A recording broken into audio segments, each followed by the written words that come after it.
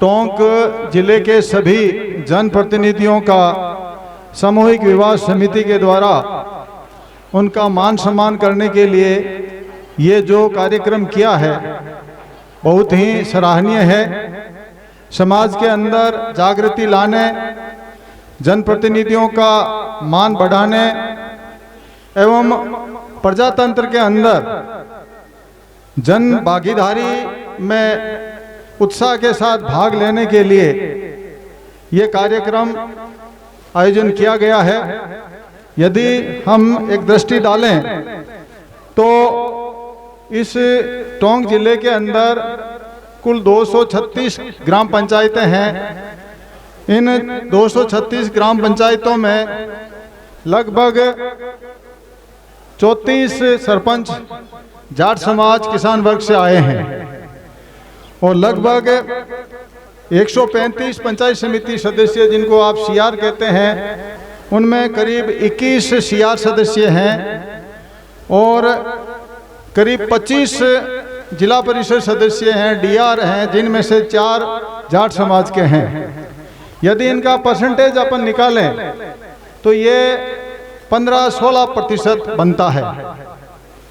यदि टोंक जिले के अंदर जाट समुदाय की जनसंख्या का हम आंकलन करते हैं तो करीब 17-18% जाट समाज की जनसंख्या यहाँ बनती है। तो जाट समाज का जो प्रतिनिधित्व है वो उनकी जनसंख्या के अनुपात में ज़्यादा नहीं है, करीब करीब उनके आसपास ही है। जाट सदियों से किसानी का काम करता है। गांव की जो ग्रामीण सभ्यता है उसका ताना बाना बुनने वाला किसान समुदाय में जाट समाज रहा है और गांव की जो परंपरागत पंचायत होती थी, गांव की जो व्यवस्था होती थी, आज़ादी के पूर्व जो सिद्धांत था राज व्यवस्था का राजाओं के टाइम, उसके अंदर बहुत बड़ा 2 नियम होते थे कि बेटी बाप की और जमीन राज की। मतलब कि जमीन जायदाद के मालिकाना हक संबंधी कोई भी अधिकार किसान को नहीं होता था, लेकिन उसके पारिवारिक और जातीय जो भी व्यवस्थाएं हैं वो अपने हिसाब से वो करते थे। ये जो जातीय व्यवस्था का ही परिणाम है कि आज टोंक के अंदर इतनी बड़ी डिगी धर्मशाला बनी। इसका कारण यही रहा कि हजारों साल तक हम हमारी जातीय मैटर्स के अंदर हम स्वतंत्र रूप से काम करते थे। लेकिन बहुत दुख की बात है कि आज़ादी के पूर्व इन किसानों को अपनी कमाई का पूरा हिस्सा काम में नहीं लेने दिया जाता था, जिसके कारण से हमारे अंदर पिछड़ापन रहा। आज़ादी के बाद में जब खेती की कमाई पूरी की पूरी हमारे पास आने लगी तो हम लोगों ने पढ़ना चालू किया। 1950 के अंदर संविधान लागू हुआ, चुनाव व्यवस्था लागू हुई। 1979 के अंदर चौधरी चरण सिंह किसान का बेटा भारत के प्रधानमंत्री की सीट पर पहुंच गया। ये किसानों की अपनी प्रतिभा और आम जनता के बीच में उसके साथ समन्वय बना करके रहने का ही परिणाम था कि हम लोग सभी जगह स्वीकार्य हैं। हमारा इस सामाजिक व्यवस्था के अंदर हजारों साल से समाज के दूसरे वर्गों को भी साथ में लेते हुए उनके भरण पोषण, उनकी जिम्मेदारी, उनकी सुरक्षा व्यवस्था सबको समान रूप से रखते हुए हम आगे बढ़े हैं। हमारा इस प्रजातंत्र के अंदर वो पुराना रोल से हमें शिक्षा लेनी चाहिए कि हम सबके सहारा थे, तो आज क्यों नहीं हम आगे सहारा बनते हुए आगे चलें। जब लॉकडाउन था, लोग बाग घरों में बंद थे, तो जाट समाज की जो हजारों साल से लोगों को भोजन देने की परंपरा थी, उसके अंदर एक अनूठा उदाहरण धना भगत जी का था। हिंदुस्तान के अंदर भक्ति आंदोलन की शुरुआत करने वाले धना भगत थे, लेकिन इतिहास में उनको स्थान नहीं दिया। अब इतिहासकार ये कहते हैं कि धना भगत भक्ति आंदोलन के प्रेरणाता थे, पीपा जी नहीं थे। उन्होंने जो भोजन देने की जो किसी भी को भूखा नहीं रहने दिया जाए, उस थीम में से जिला जाट समाज टोंक ने थीम निकाल करके पूरे जिले के अंदर जाटों ने जो अन्नदान अभियान चलाया, वो अन्नदान अभियान अपने आप में अनूठा है, जो हमारी हजारों साल की परंपराओं को आज पुनः स्थापित करके पूरे जिले के अंदर ही नहीं, पूरे राजस्थान के अंदर, इवन भारत के अंदर भी इसकी चर्चा हुई है। तो हमारा जो इतिहास है, हमारी जो परंपरा है, हमारी जो प्रवृत्ति है, इतनी रिच हमारी ट्रेडिशन है, इतनी संपन्न हमारी परंपराएं हैं कि हम सबके साथ में हिलमिल रहते हुए, सबका काम साझते हुए हम आगे बढ़ें, तो हम इन प्रजातंत्र के युग में हम आगे और भी अच्छा काम करेंगे। जाट का मतलब जस्टिस, एक्शन और ट्रूथ। तेजाजी ने सच्चाई और अपनी जबान, ये पूरे भारत के अंदर स्थापित करने के लिए इतना बड़ा बलिदान दिया। तेजाजी का जो सबसे बड़ा रोल था वो था किसी अबला महिला की गायों को कोई चोर करके ले जावे, लूट करके ले जाए, उसकी गायें वापस दिलाना।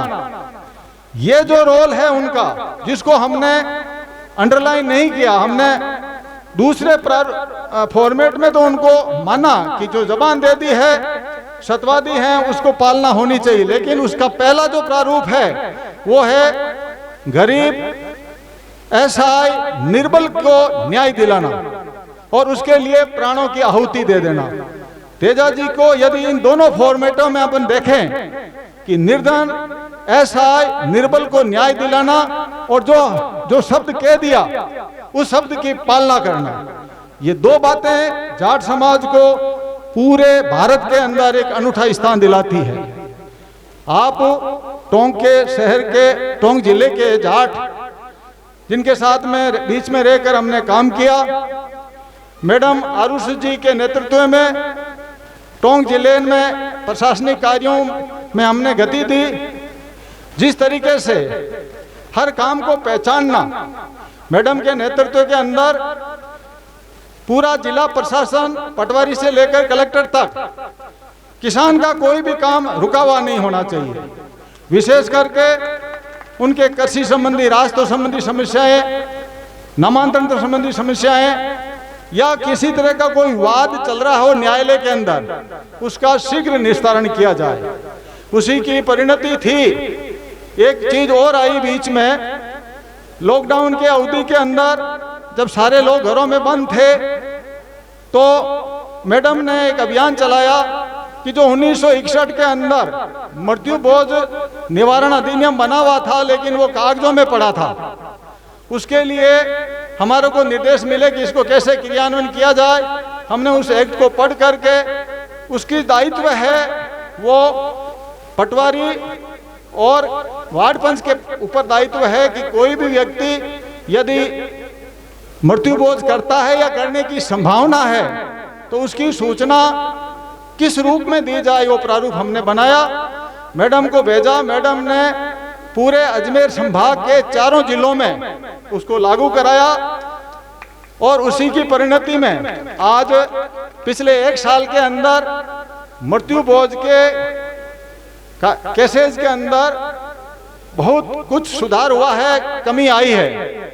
इस तरह के जो समाज सुधार के जो कार्य हैं, जो हम जागृति की कमी के कारण हम कई हजारों वर्षों से सफर कर रहे हैं, इनसे हमें विमुक्ति होनी है।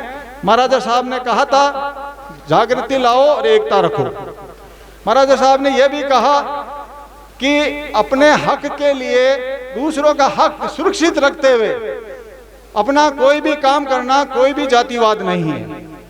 दूसरे के हक को सुरक्षित रखते हुए अपने हक को प्राप्त कर लेना कोई जातिवाद नहीं है। आज हम समाज की जाजम पर बैठे हैं, पूरे भारत के सब लोग हमारे भाई हैं। हम कोई भी बात ऐसी नहीं करते हैं कि दूसरे का हक मारा जाए, लेकिन हम हमारा हक, हमारी प्रगति, हमारी जागृति, हमारी जो बुरे कुरीतियों की परंपराएं हैं, इनसे हमारा छुटकारा, शिक्षा में आगे बढ़ना और राज व्यवस्था के अंदर अपना हक प्राप्त करना, अन्याय से विमुक्ति लेना और पूरा समृद्ध समाज हो, समाज के अंदर कोई भी शोषित नहीं रहे।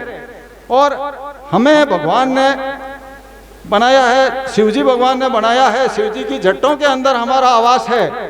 तो हमारा ये कर्तव्य है कि हम समाज के अंदर ऐसे उदाहरण पेश करें जो न्याय प्रिय हो, दूसरे लोग हमारा फॉलो करें और ये कहे कि ये काम अगर जाट ने कर दिया तो फिर सारे लोग ऐसा काम करेंगे। आप लोगों ने इस सामूहिक विवाह समिति ने इस मौके पर बुलाया, सम्मान दिया, इसके लिए आप सबको बहुत बहुत धन्यवाद। टोंक की जनता को पुनः मेरा यही निवेदन रहेगा कि अपने हक के लिए, दूसरे के हक को सुरक्षित रखते हुए न्याय के लिए आगे बढ़ो, पढ़ाई करो और प्रगति करो। धन्यवाद। जय हिंद, जय भारत।